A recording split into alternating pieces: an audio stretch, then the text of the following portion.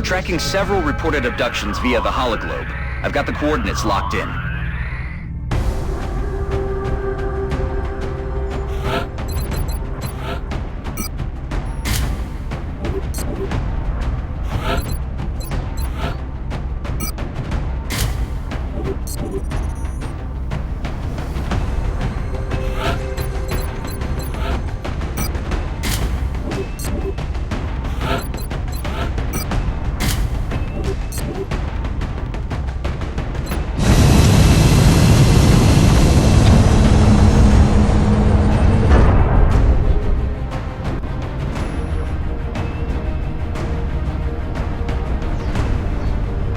Strike one. Prepare for landing. Listen up. We're going to be dropping you deep in the Nigerian interior for the next operation. We've gotten several reports indicating that the aliens have stepped up the number of attempted abductions. We'll have to move quickly if we want to slow the spread of panic.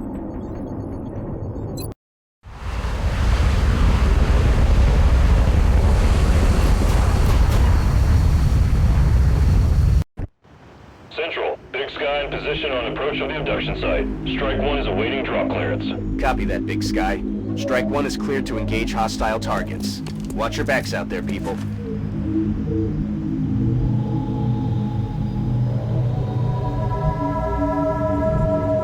Moving to position. Enemy spotted.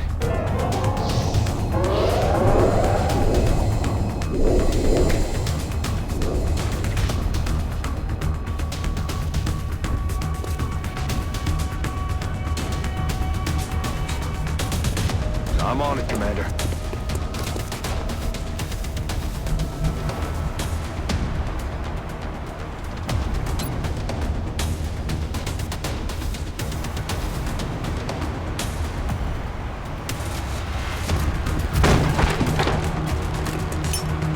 Grenade out.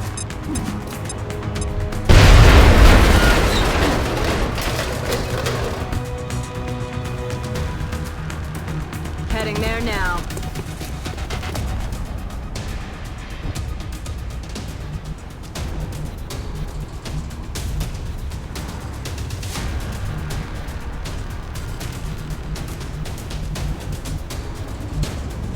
Roger that.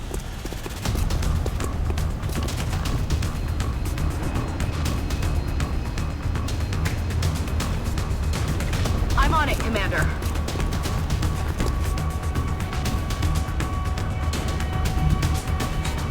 Moving out. Overwatch. Aye, aye. Eyes peeled, Commander. Roger. I've got my eyes on. Got something over here.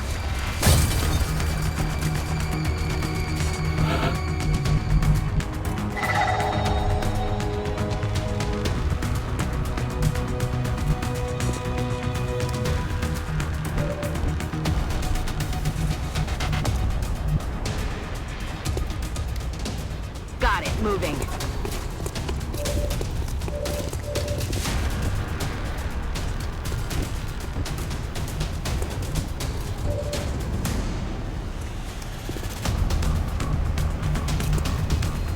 Heading to that location.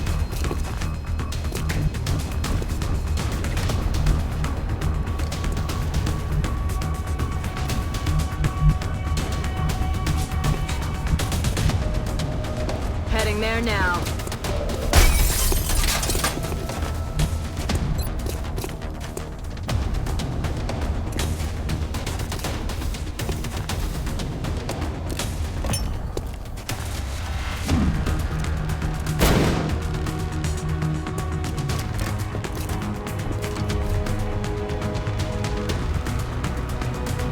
Move into position.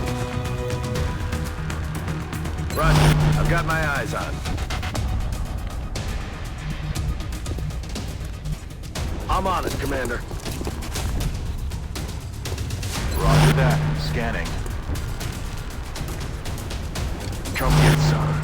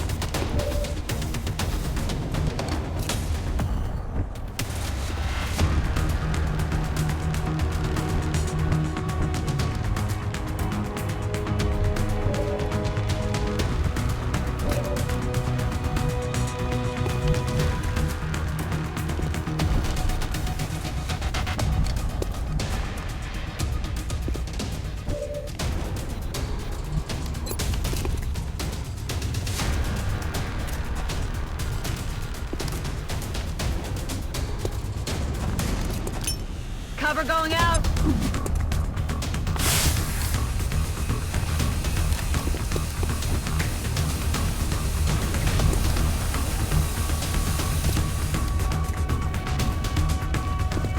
Moving. Get down here.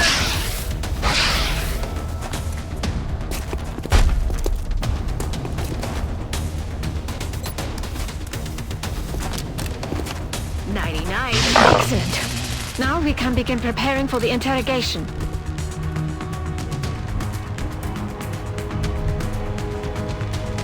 Moving.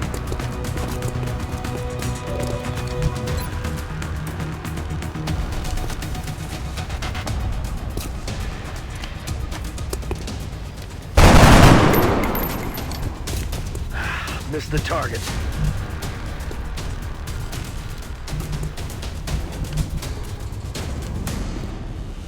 Solid copy. Roger. Got my eyes on.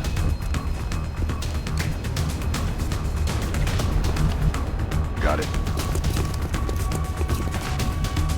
Got it covered.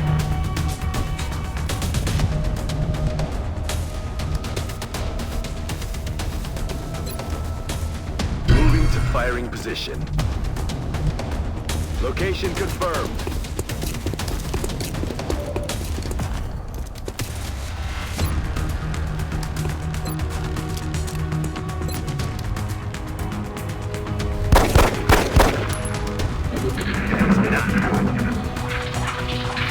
They're falling back.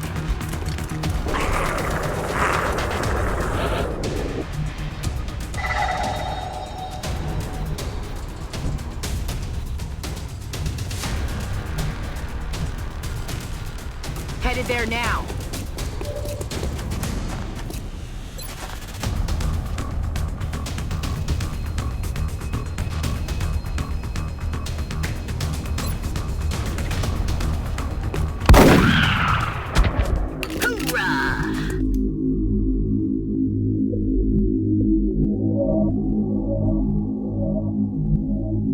Got it. Moving.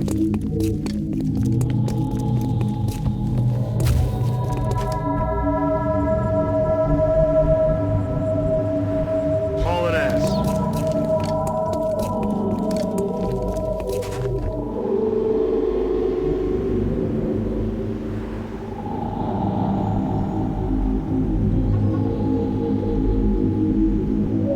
Rolling out.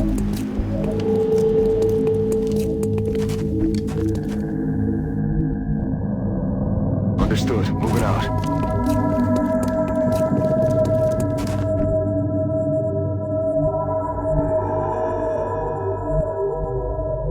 I'm on it, Commander. Roger that. Scanning.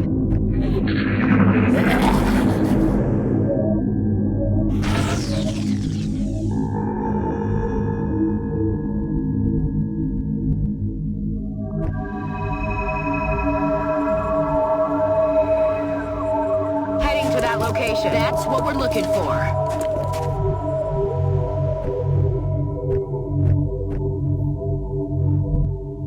On my way.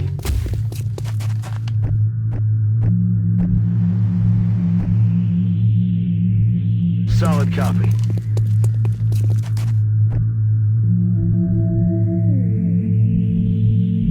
On the move.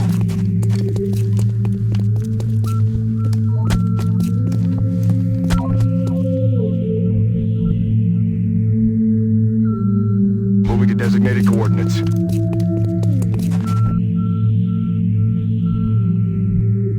Time to motor.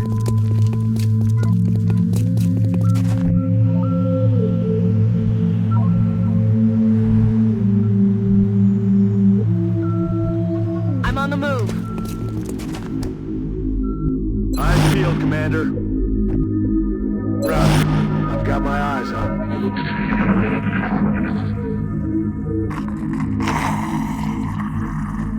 Quiet. Do you hear something?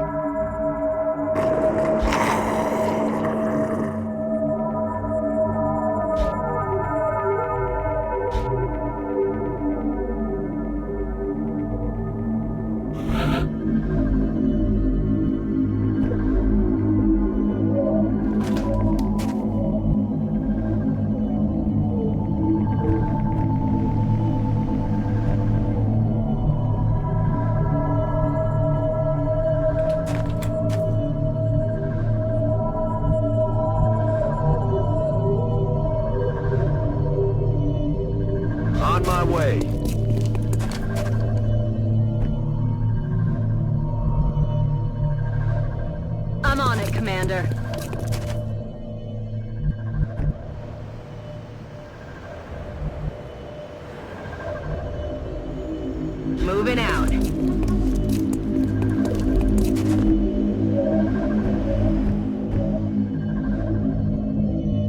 On my way.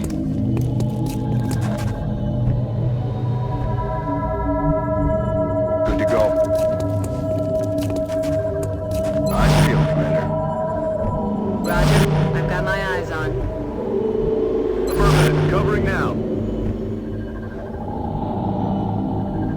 Yes, sir. Nice field, Commander.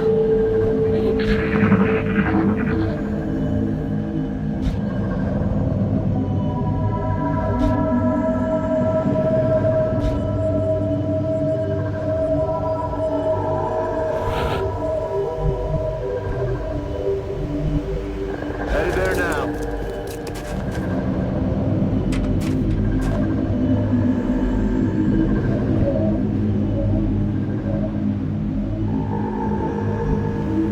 On the move.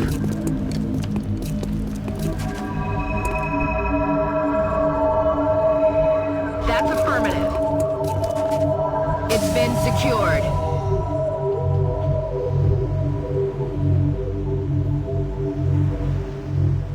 Moving.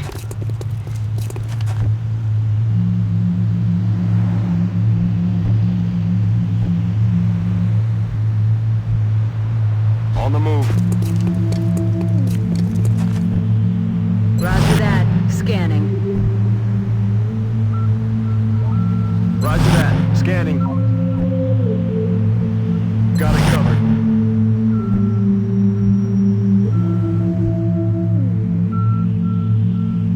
I'm on it, Commander. I feel, Commander.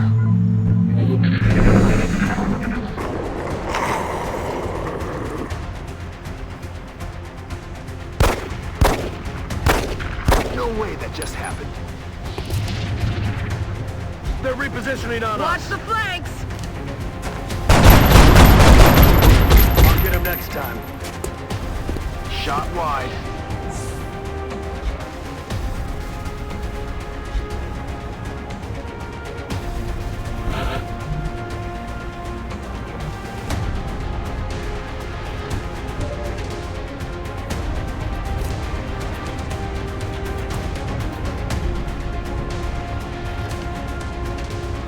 Heading to that location.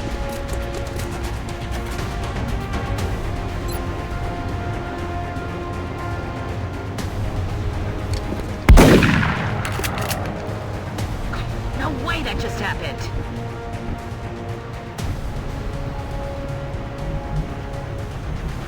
Aye, aye, Commander.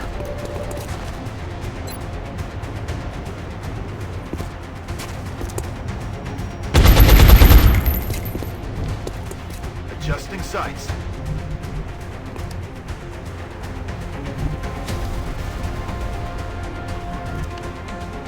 Will do.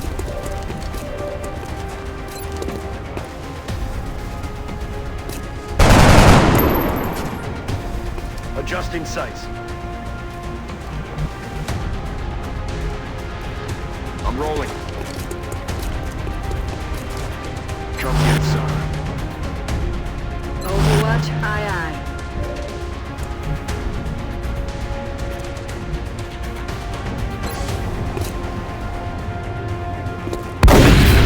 Kill confirmed. Roger. I've got my eyes on.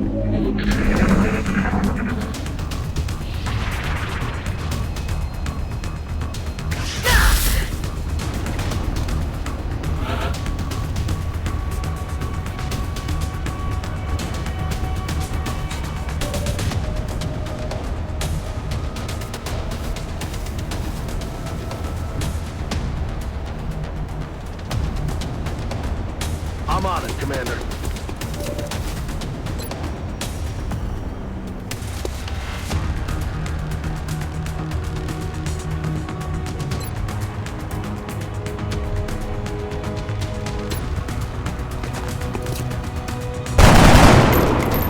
I'm all out. No way that just happened. Affirmative.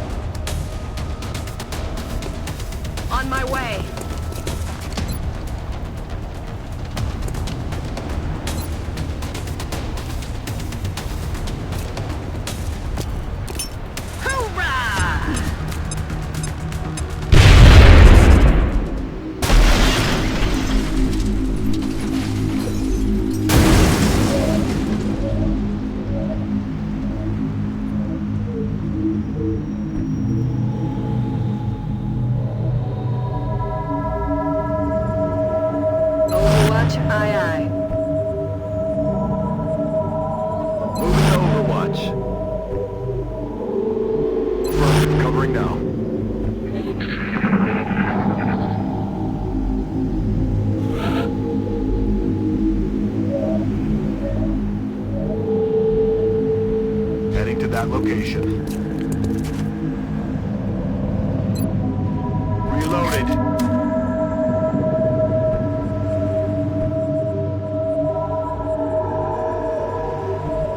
I'm on it, Commander. Back online.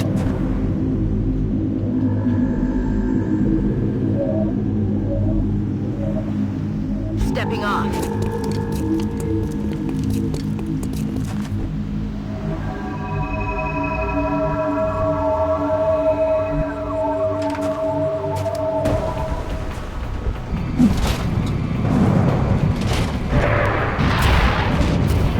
Contact.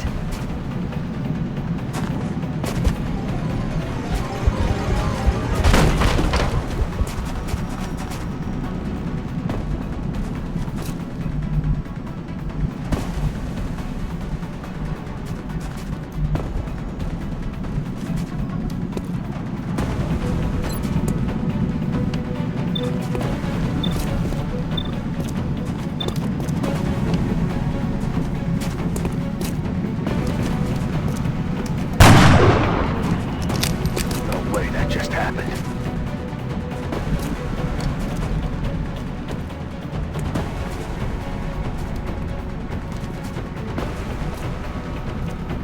I'm on it, Commander.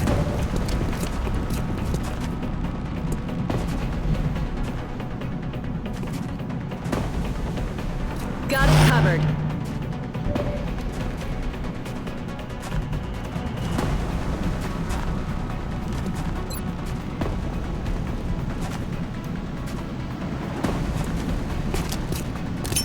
Grenade out.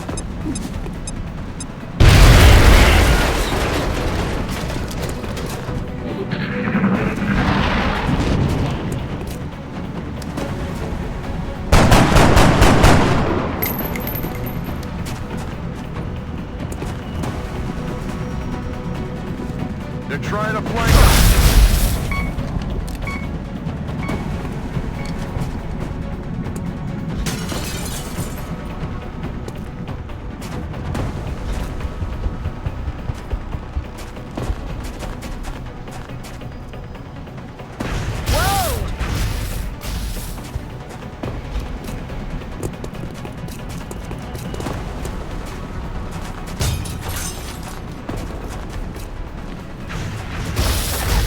There's heavy fire in the zone!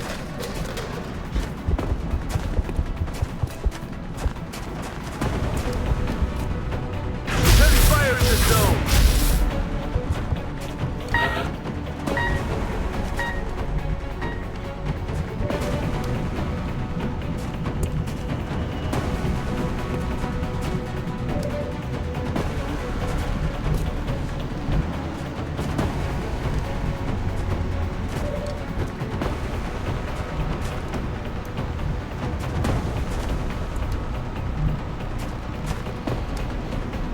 Affirmative.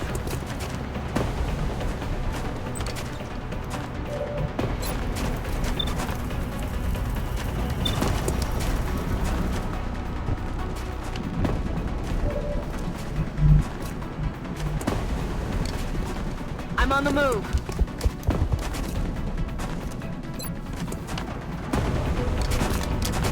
Hope this works. Looks like you're coming home with us.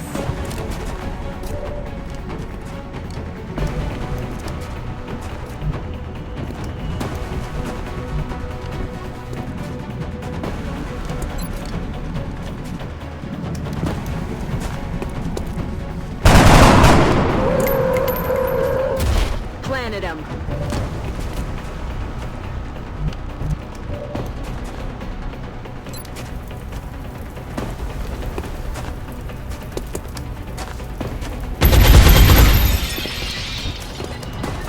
Missed.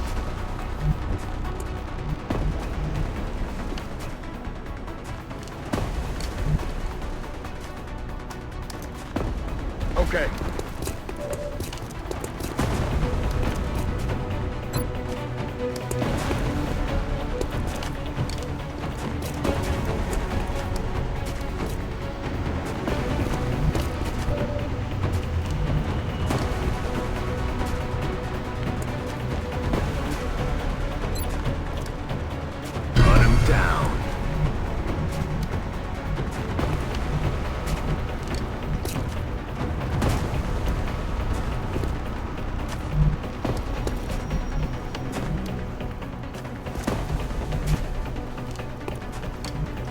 hauling ass.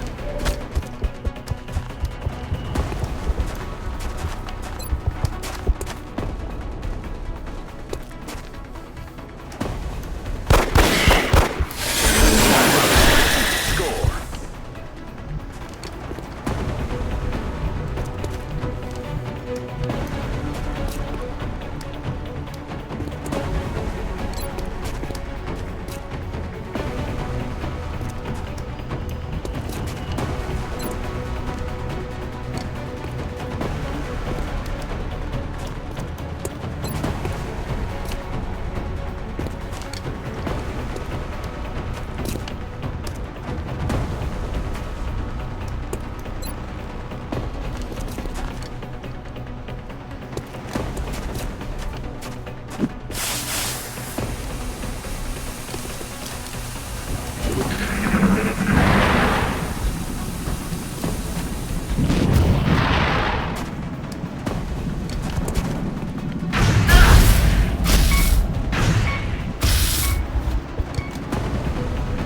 Evac! We need emergency evac! Now, damn it, now!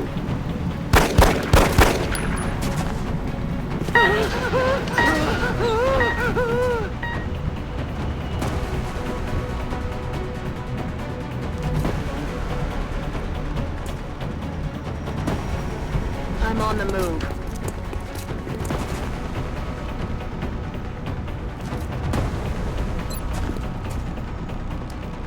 Come on, hold on.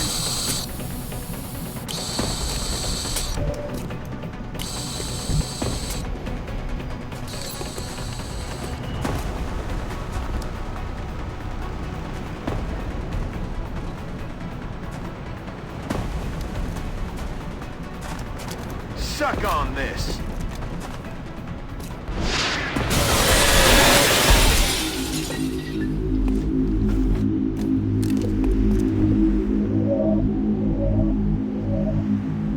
I'm on it, Commander.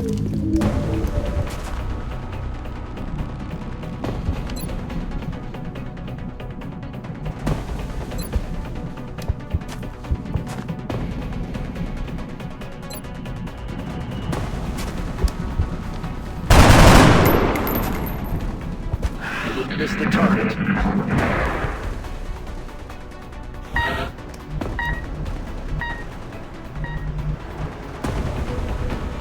Aye, aye, Commander. I feel, Commander.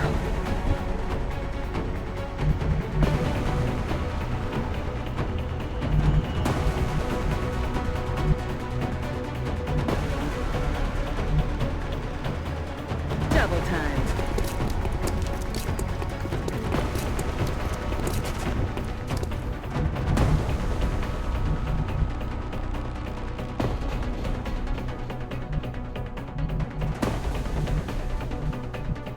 That's affirmative.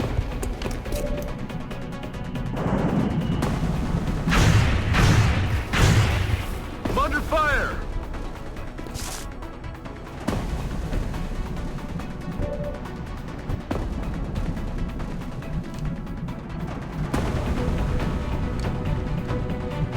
I'm all over it.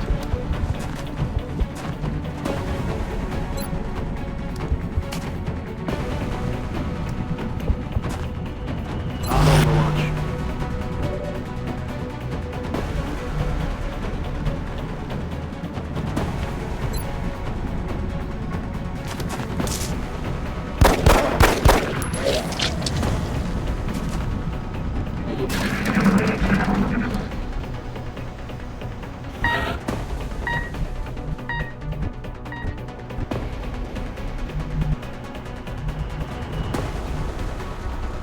I'm on it, Commander.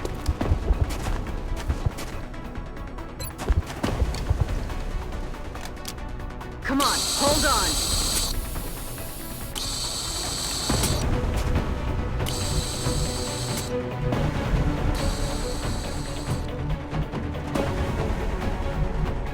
Rolling.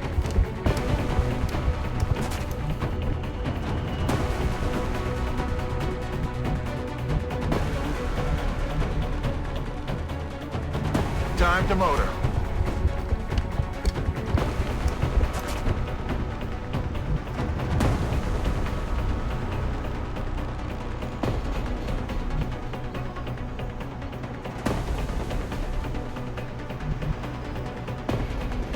Got it. Moving.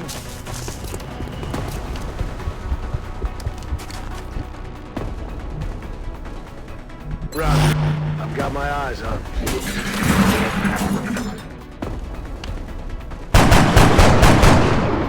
Negative damage.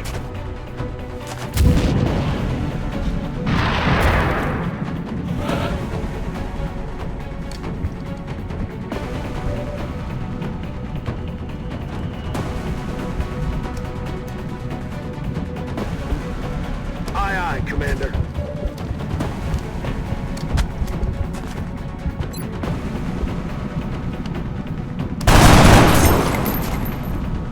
Adjusting sights. Moving to firing position.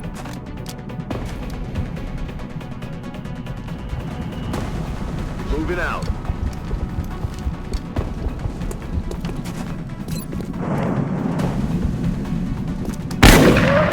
See you in hell. Chalk up another one.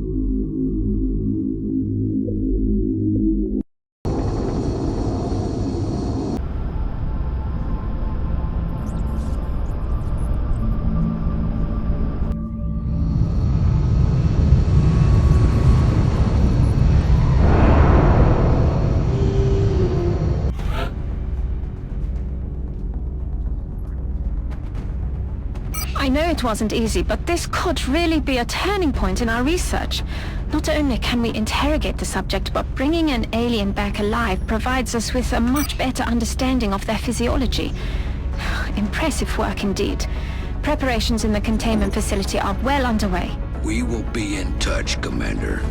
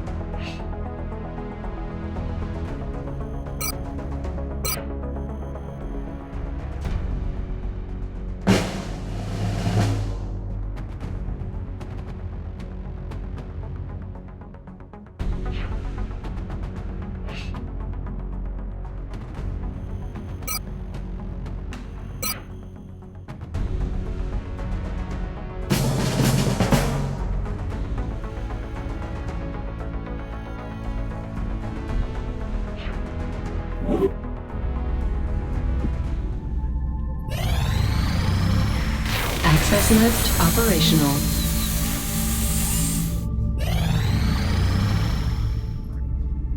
Commander, our satellite is prepped and standing by for launch. We are ready to deploy it on your orders.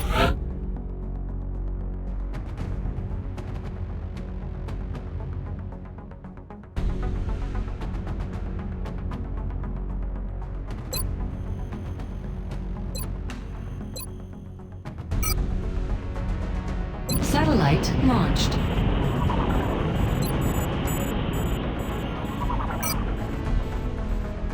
Satellite launched.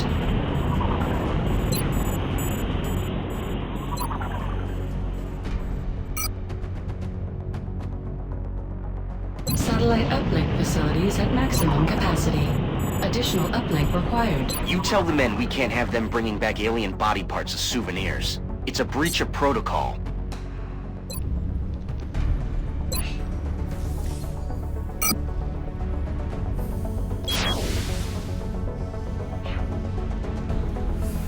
I appreciate your efforts to support the research team, Commander. I've already put the new recruits to work in the lab. Floater autopsy. A torturous mass of flesh and machinery. The mere existence of this creature implies a cruelty that is difficult to comprehend. Although I'm sure you can make the connection yourself, we've designated this particular specimen as a floater. The research team is continuing in its efforts to determine how the aliens prevented the organic tissue from rejecting the mechanical components, as they seem to work in perfect harmony with one another. As frightening and vicious as the species is on the battlefield, it's hard not to feel some sympathy for them on a dissection table. The specimen has been subjected to extensive biomedical modifications, some of which were undoubtedly quite painful and intrusive. The combination of living tissue and mechanical components gives the creature the look of a cruel, half-finished experiment. Most of the subject's internal organs have been replaced with a mechanical life support system that mimics their original functionality. A rather conventional propulsion system has been grafted onto the subject's torso, although the power cells supplying the necessary thrust are extremely advanced by our own standards. I've removed a number of neural implants from the subject that appear to aid in the evasion of incoming projectile fire. The engineering team has already suggested several ways which this technology might benefit our soldiers. You may find additional information about the combat capabilities of the species by targeting one in the field using the unit analysis view.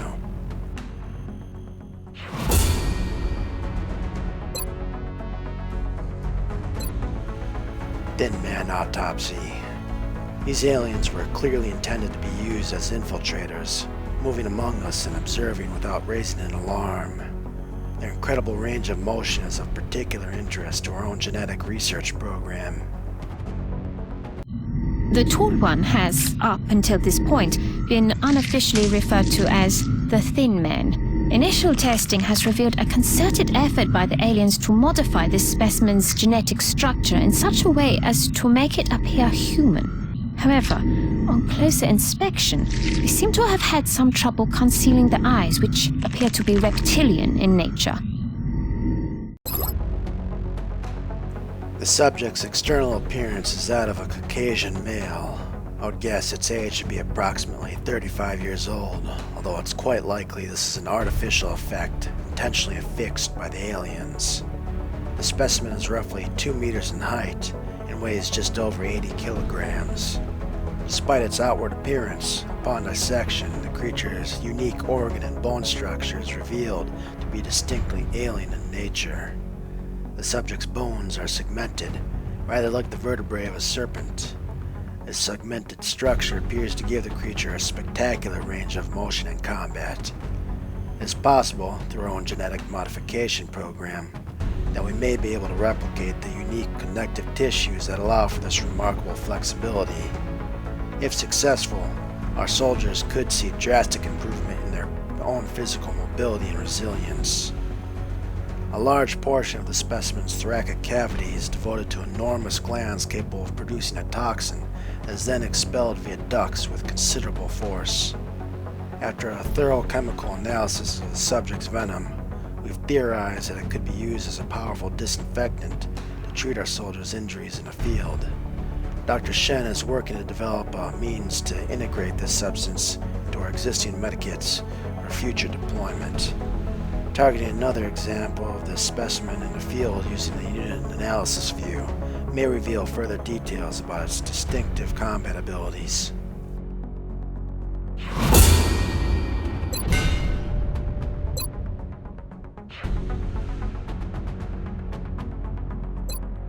Chrysalid Autopsy. A cursory examination of this creature reveals that it is similar in form to several insect species found on Earth.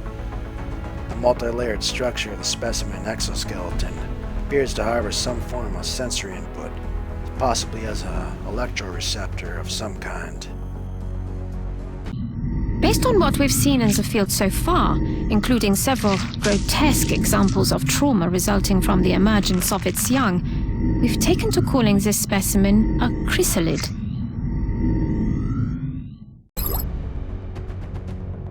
Even after years of research and study, until now I'd never encountered something that is quite as beautiful, yet equally as deadly, as this species. Unlike the other aliens we've encountered thus far, it is anthropodal in nature, plated in a sleek, black exoskeleton.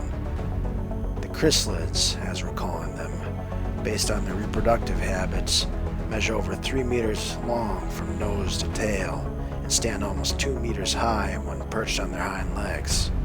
Their attack is not only extremely deadly, but also necessary for their reproduction, as the intended victim is not immediately killed, but instead turned into what can only be described as a mindless shell, akin to a zombie, which serves as host to its offspring. When a human is bitten, the embryo is injected into the host and immediately begins to gestate. Once gestation is complete, which remarkably lasts only minutes, a newborn chrysalid will emerge, destroying its host in the process. We can only theorize as to why the aliens would utilize what appears to be a savage, unpredictable creature. In any case, this is certainly not a creature to be trifled with, and our troops would do well to exercise extreme caution when engaging this species. Targeting another example in the field through the unit analysis view may provide additional information as to its combat capabilities.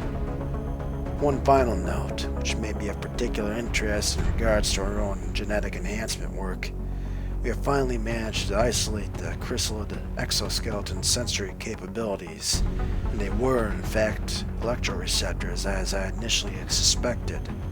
It is my hope that we can use this discovery to enhance our soldiers' own abilities in regards to sensing and detecting enemy movement in the field.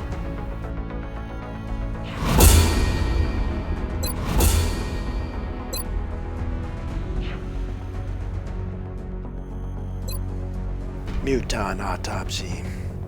Weighing in at over 275 kilograms, the majority of which is simply muscle and bone, this creature appears well suited for the rigors of frontline combat. The specimen's natural ability to manage adrenaline levels could prove useful if we can study it further. This is the most physically aggressive specimen we've discovered so far, which the troops fondly refer to as the Muton. I can only assume there's a colorful backstory for such a designation. Standing well over 2 meters tall, the ratio of the subject's lean muscle to the rest of its body mass is staggering. Its bones are highly durable yet very light in weight, and it seems to lack extramuscular fatty tissue of any kind. There's no part of this subject that has not been genetically engineered for combat.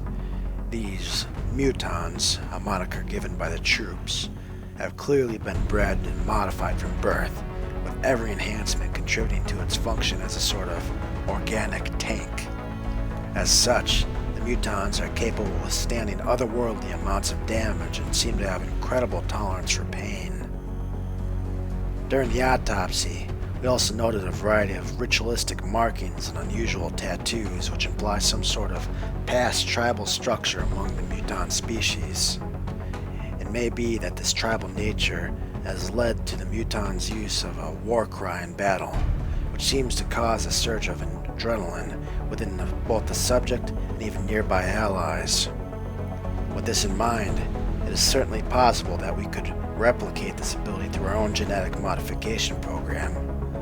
We've also noticed a number of distinct similarities between the genetic structure of the muton and floater specimens. Although I can only guess as to aliens' intentions, it certainly appears that the floaters may have at one time been mutons themselves. If the aliens have been experimenting with the muton physiology, perhaps the floaters are a byproduct of their less successful attempts at genetic manipulation. We may be able to gain further insight into the creature's combat capabilities by targeting another example in the field in the unit analysis view.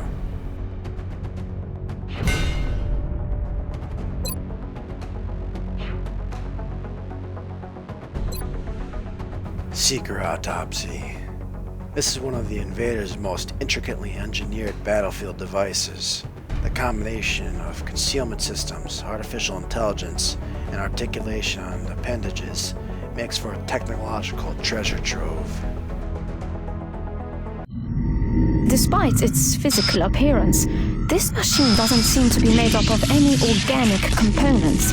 Its surface has an unusual metallic composition that somehow interacts with the vapors it releases for concealment. Although each of the autopsies we've conducted on the various alien species could be considered unusual, the This latest specimen continues to push the boundaries of how we might define that characteristic. It's been referred to as a seeker by our soldiers in the field due to its propensity for tracking and engaging with single targets, and its actual means of attack is quite shocking. Once it has located a target, the seeker physically seizes the victim and remains attached until it is either removed by force or the target expires. As one might imagine, this is an extraordinarily disturbing situation for both the victim and anyone witnessing the attack. The challenge in stopping the seeker comes from its inherent agility and nimbleness, making it extremely difficult to intercept before it manages to reach its intended target. We believe the micromotors employed in its design are responsible for the notable degree of mobility. The seeker has also been observed deploying a type of defensive smokescreen, making it even more troublesome to engage during the limited window of opportunity when it is immobile. It is my hope that we can adapt these various concealment techniques into a form that allows our soldiers greater stealth capabilities in combat, which should reduce casualties. It may also be possible to use what we've learned to develop weapon systems and equipment that mirror some of these techniques. Our unit analysis view available in the field should provide additional specifics regarding the species' various combat abilities.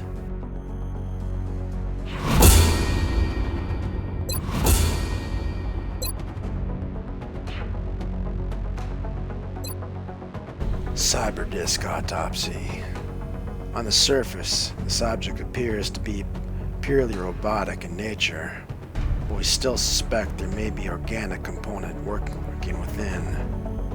It appears to have a number of redundant systems that give it extraordinary survivability in combat. We've yet to recover one of these in functional condition from the field.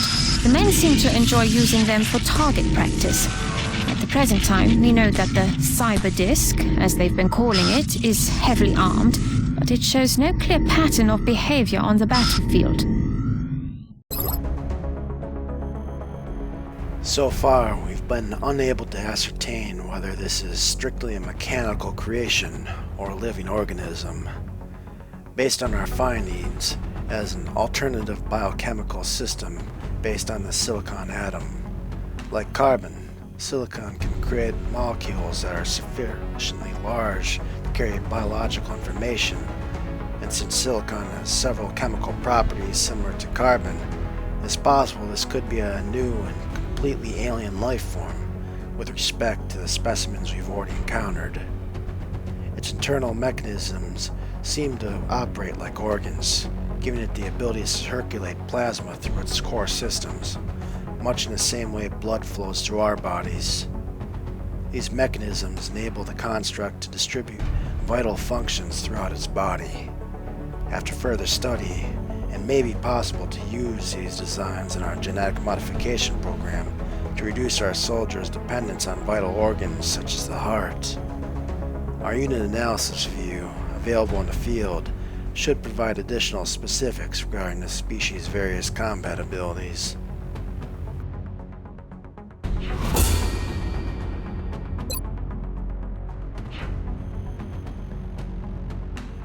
Interrogate sectoid.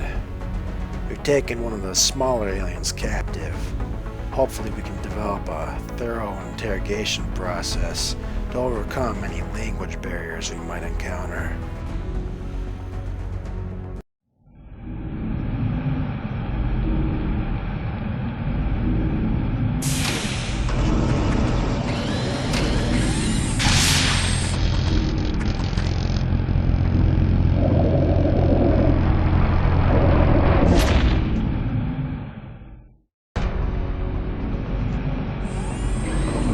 So, how'd it go, Doctor?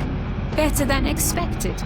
Before the creature expired, I was able to extract some new information from it.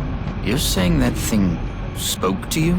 Not precisely, but when you have access to a creature's brain, certain patterns can be discerned, recent images and thoughts. And what exactly was our late friend thinking about? This particular image appeared in the creature's thought patterns several times throughout the procedure. We've already met that thing, Doctor. This is hardly the kind of breakthrough we were... And there was a neural link in the creature's mind between this image and this one. That's the thing that pulled a disappearing act when we shot down our first UFO. And let me guess, you want to poke around in its head too. It is the next piece of the puzzle. And this time, instead of shooting it, I suggest we try to capture it alive.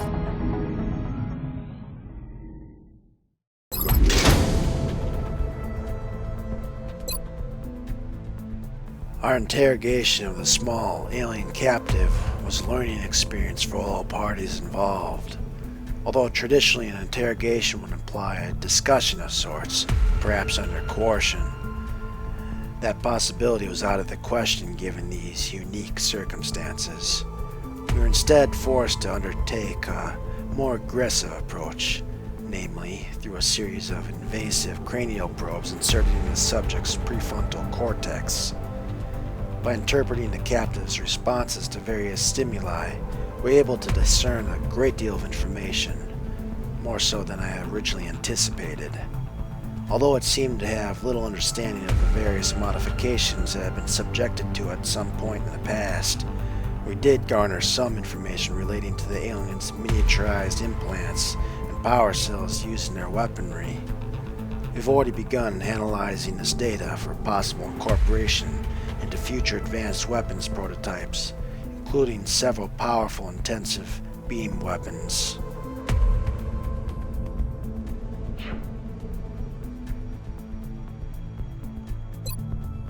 Interrogate Thin Man. It seems unlikely that this particular species will break under interrogation as quickly as the other captives, as we believe it was specifically intended to serve as an infiltrator. Still, perhaps if we use more aggressive techniques, we can coax it into revealing additional information about how the aliens arrived here.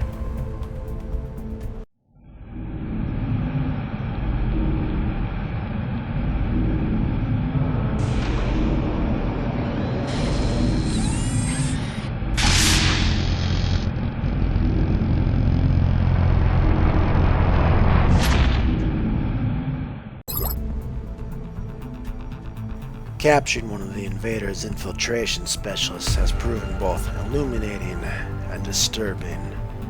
Although at first glance they closely resemble the human form, and are trained to communicate in a variety of terrestrial languages, this specimen is far from human.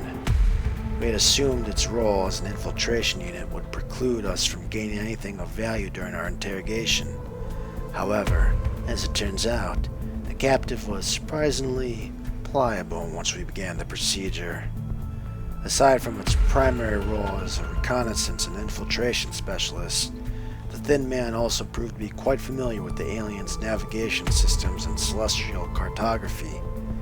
The information gained from this interrogation is of crucial importance to our efforts in reverse engineering the alien navigational computers and related systems.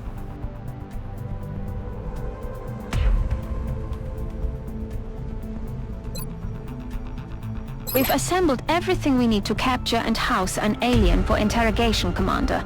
The rest is up to our forces on the ground. Incoming transmission. We are extremely impressed with the progress of the XCOM project thus far, Commander. Your recent results were beyond our expectations, and that is not a statement this council makes lightly. Remember, we will be watching.